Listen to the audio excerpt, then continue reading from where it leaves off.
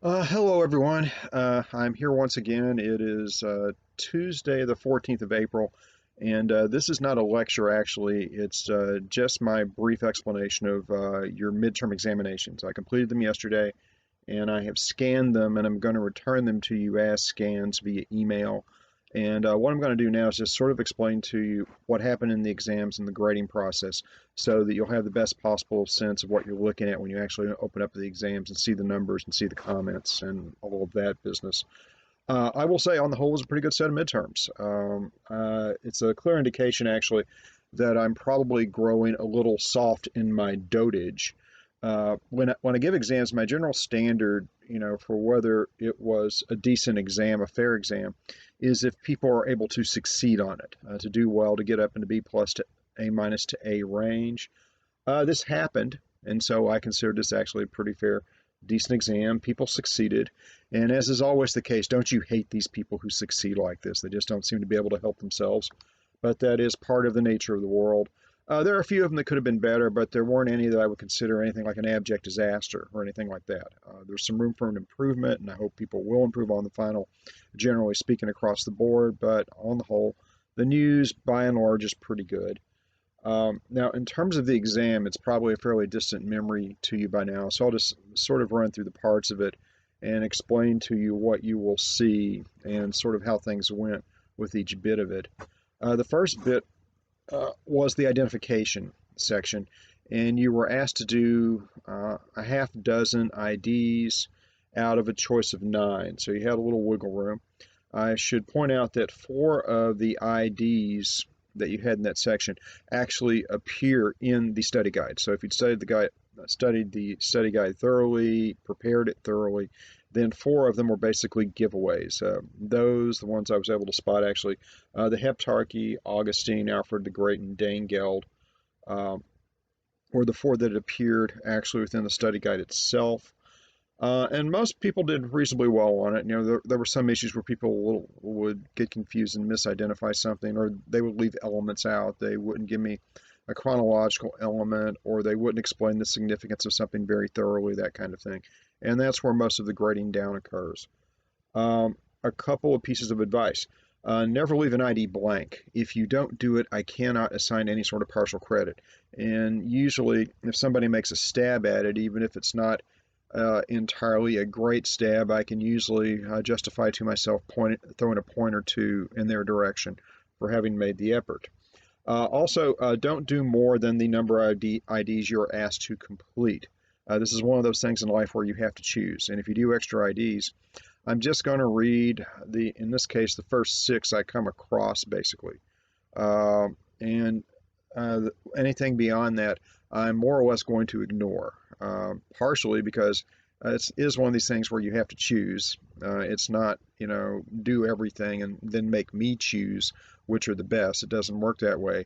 And as you'll discover with faculty members who, particularly in the humanities, do a lot of essay exams as an evaluation tool, they really resent having their grading load increased, sort of artificially by this. I don't resent, anything that happened in these exams, but there are other people who just get bent out of shape by that. And, I don't appreciate it, but I don't let it be a problem because I don't allow it to happen. If somebody gives me extra IDs, I just don't read them. I'll strike through them or something like that and leave a little note saying, yeah, you don't really need to do this. I'll spend the time on the essays or spend it on the other IDs. Don't write extra ones.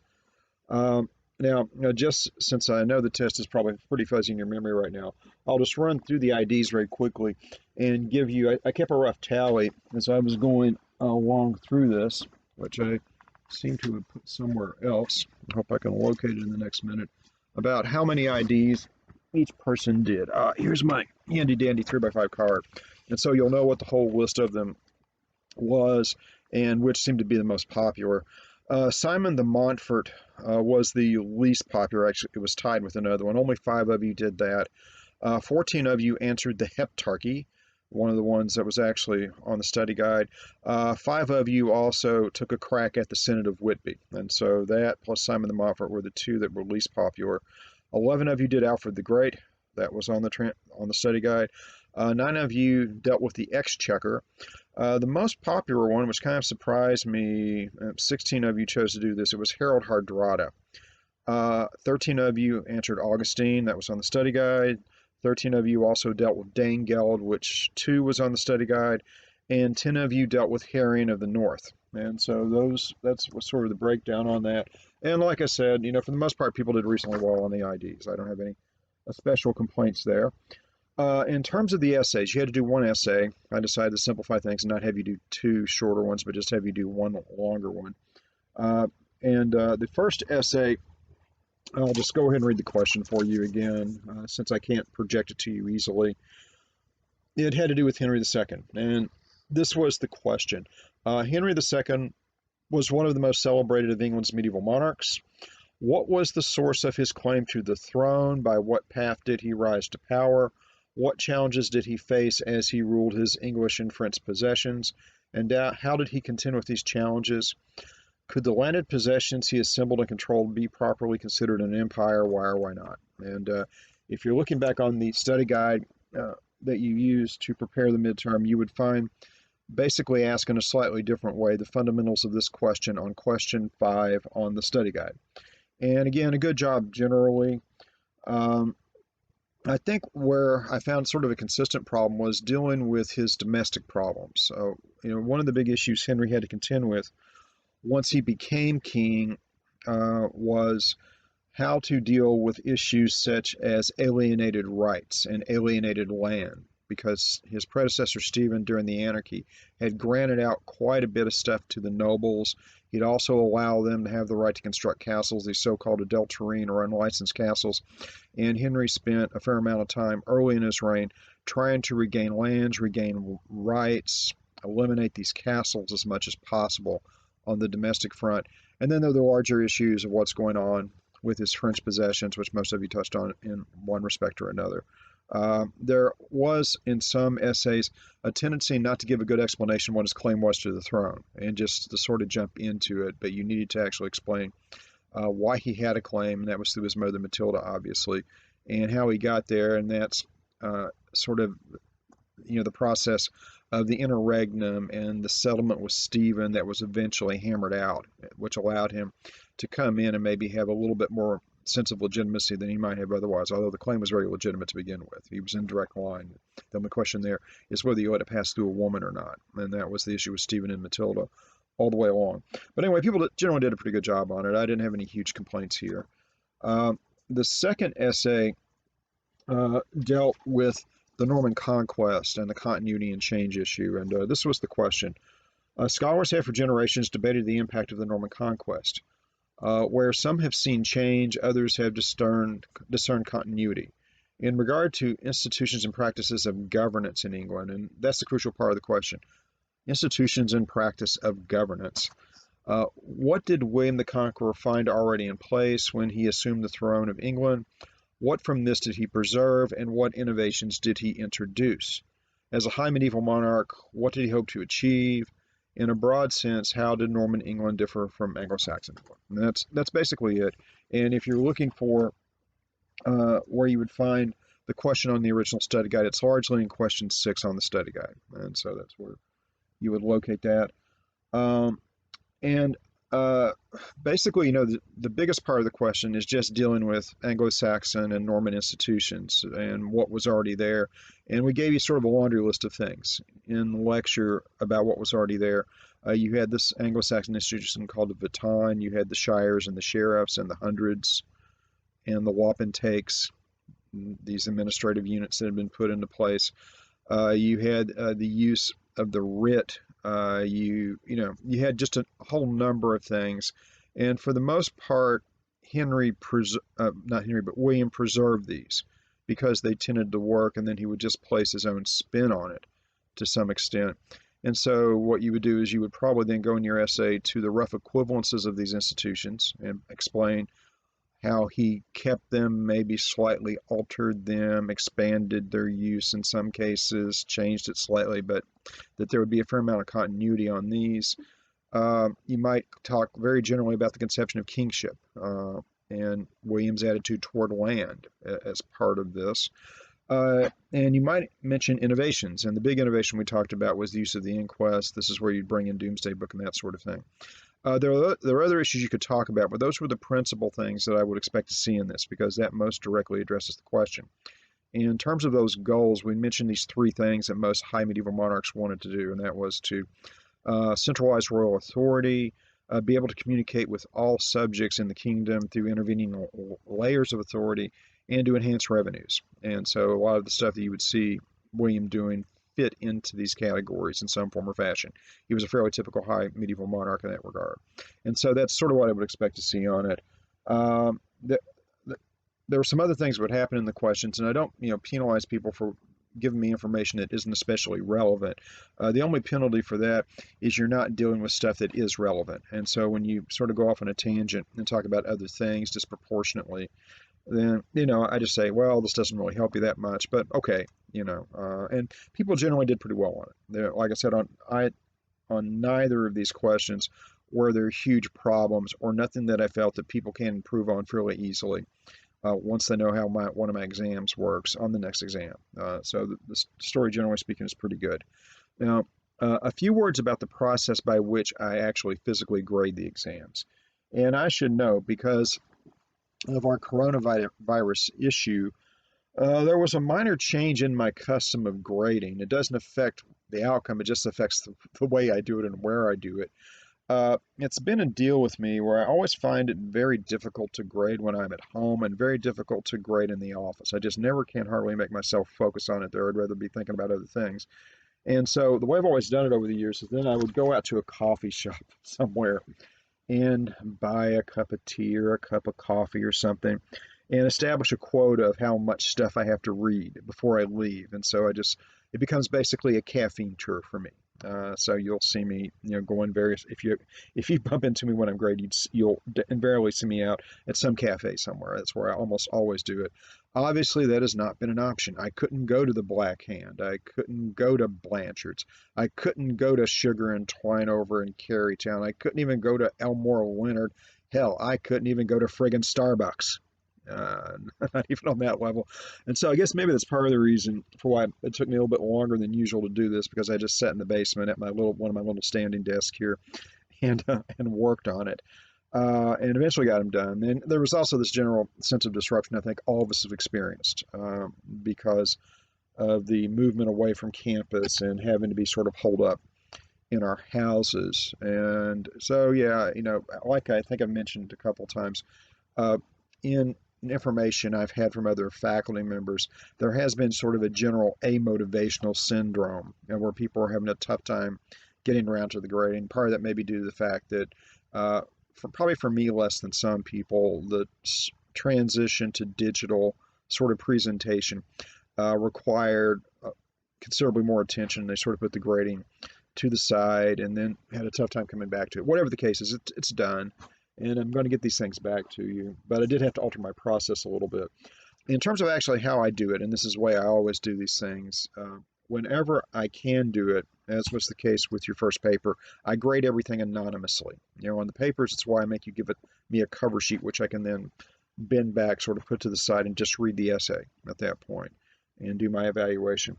I do the same thing within class exams. It's a little easier to do there because of the blue books. So I just instruct you to place your name nowhere inside, and then I bend back the front cover, and I've gotten very adept at not looking at names over the years. Although I will say, there was this one student I had years ago at UR. Loved the guy to death. Yeah, I had him in core for 2 semesters, and then he took a couple more classes with me later, some history courses. And for some reason, this fella, no matter how many times I mentioned this to him, in every exam, on every paper, he had to, I think it was a compulsion of some sort of OCD thing. He had to have his name on the top of every page. And so I would have to go through and actually recopy his papers, do a cut and paste on his papers, which I did actually for a couple of you guys on your first essay, your out of class essays, to get a clean copy. And I would always have to do something like that also with his exams. But hey, what can you do? He was unusual that way. And like I said, as a person, I thought he was just wonderful. He just had this quirk where he had to have, maybe he was reaffirming his existence in some way, because I don't know why he would need to. He certainly existed. He occupied space and had mass and was a nice person on top of that. But anyway, it was all done anonymously. and what this means is that the way I do it is I grade each instance of an ID. I go through all the Alfreds. So I've handled all the exams once. I go through all the next ID. I just go down the list that way. And then I have two piles, in this case, based upon the two different essays. And before I forget it, there was almost an even split on the essays. 9 of you did the Henry II one, 8 of you did the William the Conqueror and Norman question. So, which sounds reasonable because they're both pretty reasonable, straightforward questions, and you just gravitate to the one that you felt more comfortable with. But anyway, by the time I've completed grading on these things, I've handled your individual examination, well, at least 6, 7, 8 times, 9 times, something like that. The grade unveiling was yesterday afternoon. I finished everything, so then I could go through and begin to do the actual final processing of the exams. When you look at your IDs, what you'll see with each one is a number between 1 and 5, or actually, well, technically, I guess between 0 and 5. And in terms of the way we understand things on a letter grade scale, anything that's 4.5 or up is an A, anything 4 up is some sort of B. And so that's sort of the way you can categorize those things. So there were 30 points total on those. It was 5 points each. So that's sort of what that means. You'll just see a number between 1 and 5 assigned to each of them and some comments. In terms of the essays, what you will see is two things. You'll see a letter grade assigned in the way we understand it with pluses and minuses.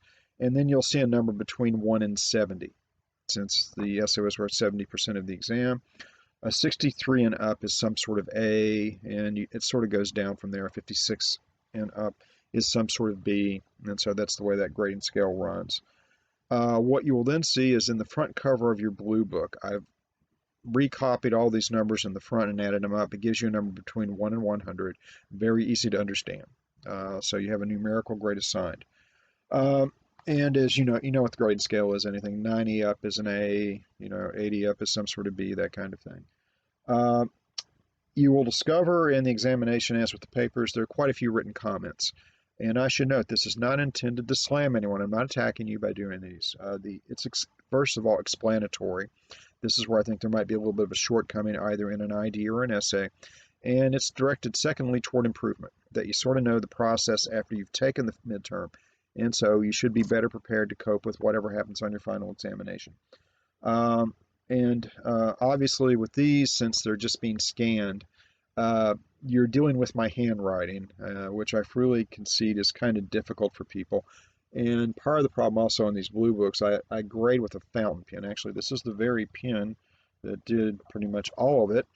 And as you know, your fountain pen, it's a very sort of liquid thing in terms of the ink, and this is actually a conventional fountain pen in the sense I don't even use cartridges on this. I dip this thing down in a bucket of ink and draw it up and do it that way, since it never leaves this little desk area here.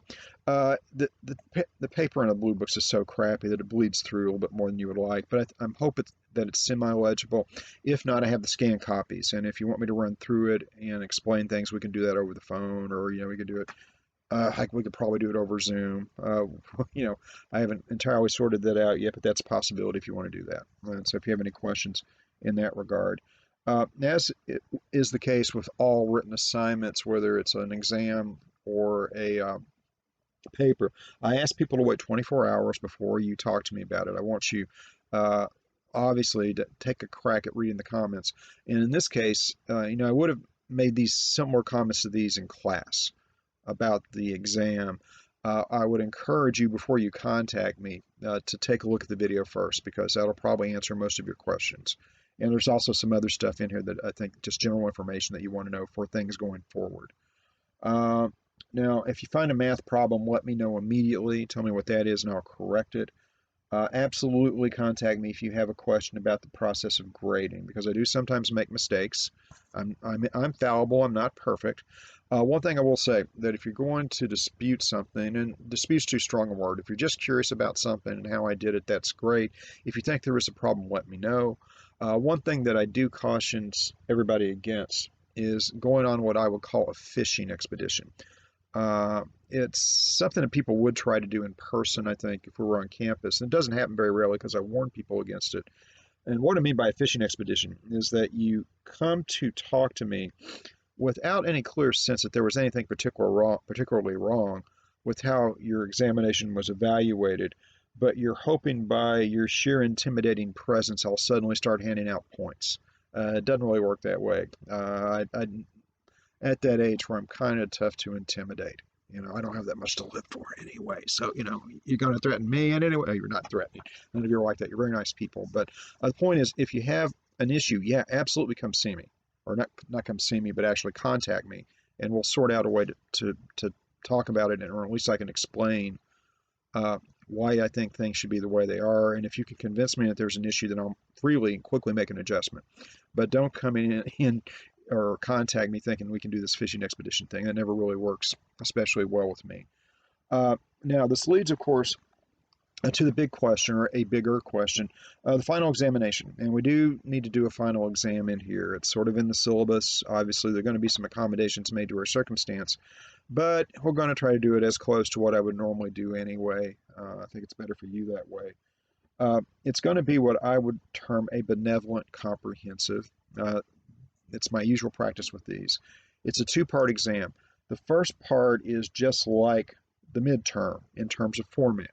Basically, it's a second midterm. It deals with the material we've covered since your midterm examination prior to the spring break and what has become our endless quasi-spring break. So you're going to do, in terms of format, it's exactly what you're used to. You'll have to do some IDs. You'll have to write an essay or two, probably just one. And then there's the second part. The second part's more comprehensive, but it's benevolent because when you get the study guide for the final exam, you'll find some questions on it. And one of those questions, in the very form you have it on the study guide, will appear on your examination. You won't get to choose which one, but one of them will appear, which means you have the questions in advance. You can work it out in a fair amount of detail, basically, before you take the exam. So it should be something where you feel basically like you're shooting catfish in a barrel. My wife hates that image, but it's not anything designed to trip you up. You can prepare it very comprehensively before you take the exam. And I will attach the study guide to an email I'm going to send to you about this stuff when I tell you about how you're going to get your exams back and that sort of thing. I'll also put the study guide on Blackboard so you can have access to it there. In terms of the exam itself, I think what I'm going to do is on the very last day of class this semester, and in our class it's the 23rd, but for the university it's the 24th, I'll go ahead and make available to you the examination. And what I'm going to instruct you to do is that when you're ready to take it, I'll just probably put it up on Blackboard actually, put your stuff away, download it, print it if you want to, or you can just leave it on the screen if you want. It's up to you. And just have at it. Take it. The way the exam is designed, and this is the way it's always designed, I design it as a 2-hour exam. And I let the students in class take 3 hours if they want, use the entire period that's allotted to it. As far as this goes, since we're in a weird world, if you want to take 4 hours, if you want to take 5 or 6 hours, go ahead and do that. I wouldn't recommend much more than that. You won't need it, presumably. But I don't want you to feel particular great time pressure on this because we're all under very unusual circumstances. As you're taking the exam, you may have some siblings screaming in the background. You may get interrupted to do other things that you have to do. And so take your time, basically. I don't want to make it open-ended, but, you shouldn't feel like you're confined to just 3 hours. The only real constraint I'm going to place on it is one that the university requires, that you need to get this exam submitted to me by 5 p.m. on Wednesday, the 27th of April. That's the very end of our exam interval assigned by the university. It's the time that we would have to have our exams completed if we were on campus. And so shoot for that. So once you're done, since you're going to be typing this sucker, or if you do it in a written form, I guess you could send it to me as a PDF, but I think doing it on your keyboard will be much easier for you guys since your exposure to the writing process is a little different from mine. I can write a lot faster than you can because I do it cursive, and I've always done it that way. You can probably produce more if you're using a keyboard. And I do too. I can type faster than I can write, but, there's that. And it's a little easier for me to read it, obviously, although I can read anything, as you probably already discovered. I can read my own handwriting, so I can certainly read yours on this. But anyway, there's get it to me by 5 p.m. Submit it to me via your email as a Word attachment. And once I receive it, I'll reply to that with an email to confirm that I've received it. Uh, Now, so that's it about the exams. Obviously, I'll be telling you more about that in coming days. In terms of the big picture, I should note that still quite a bit of your grade is ahead of you in the form of the final paper and the final exam. The percentages are pretty high on those, so there's no destiny that has been carved in stone at this point, which is great. What it means is that the canon of progress, my personal canon of progress, is fully in effect. That it's possible to, if you want to boost your grade, you still have plenty of ways to do that in the final exam, in the second paper, and also via discussion. And so what I'm going to do to give people the greatest possible opportunity to improve the grade as you head out of the door this semester is I'm going to open several more discussion boards. I'll probably get around to doing that in a couple hours or so. One for Town and Country, one for Marjorie Kemp, one for the Great Famine and the Black Death, and one for the movie Henry V. And I'm just going to leave them open through the last day of class for the university, which I believe is the 24th, so that people can freely go whenever they want and post a few comments to try to help out with my evaluation of discussion. I don't expect people to get on every discussion board. That hasn't been the case so far. And this gives you a wide range of choice as you're heading down. If you're more comfortable with movies, and a lot of you seem to when we did the Braveheart thing, take a look at Henry V and tell me what you think about it. It's the Branagh version of the Shakespeare play, and I'll say more about that to make certain you're looking at the right thing for that.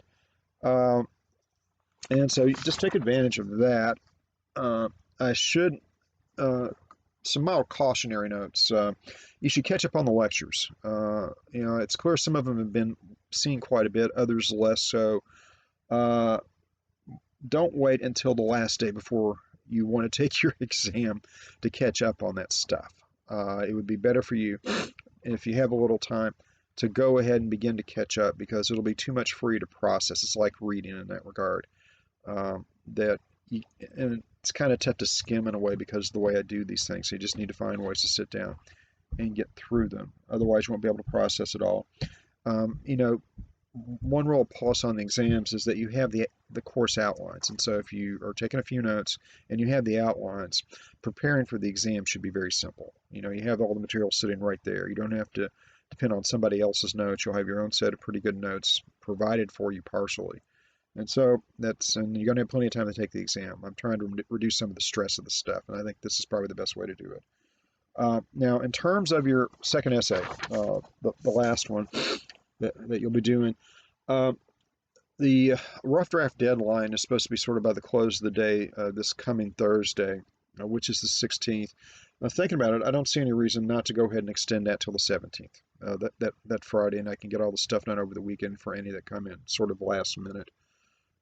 Your second essay is actually due to me on the 23rd of April, which would have been our last class meeting by the end of the day. And I'm thinking maybe I can extend that another day as well. I'll think about that and get back to you in an email about that. In terms of submission, do it like you did the prospectus. Send it to me via email as a Word attachment, and once it's received, I then will confirm it by responding to your email. And so that's basically it. That's sort of where we're at in the course, and we are kind of heading toward the finish line. As is ever the case, I hope you're well and reasonably happy, and that your circumstance is tolerable. Obviously, I know we're all probably experiencing a wide range of things. Maybe at some point we should all compare notes about what this has all been like. And as you probably already gathered, it's I'm not thrilled about it. Nobody is. How could you be? Everything that's going on, with our seclusion, with the economy cratering out, and that sort of thing.